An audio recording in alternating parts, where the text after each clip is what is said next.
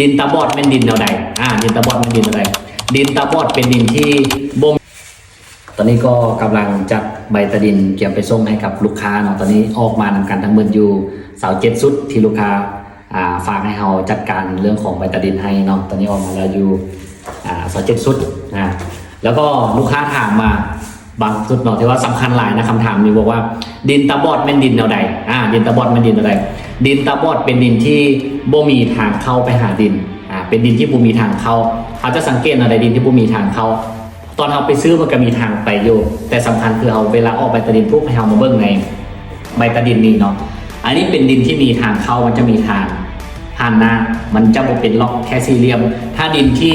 บ่มีทางเข้าหรือเอิ้นว่าดินตาบอดเนาะก็คือเป็นดินที่มีแต่รูปสี่แจหรือว่าเป็นรูปอย่างกันแล้วแต่ที่บ่มีทางเป็นขอบอ้อมอีกด้านนึงอันนี้ก็สันนิษฐานว่าดินนั้นเป็นดินตาบอดบ่สันนิษฐานคือความจริงนั้นดินนั้นเป็นดินตาบอดบ่มีทางเข้าเนาะ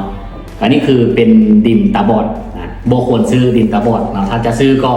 ปรึกษาเอาได้ในการแก้ไขเรื่องของดินตาบอดต่างๆอันนี้เนาะสำหรับคนที่สนใจอยากได้ดินอยากได้คอนโดจังสิขอฝากกดติดตามกดแชร์เพื่อบ่พลาดข้อมูลดีๆแบบนี้เนาะขอบใจ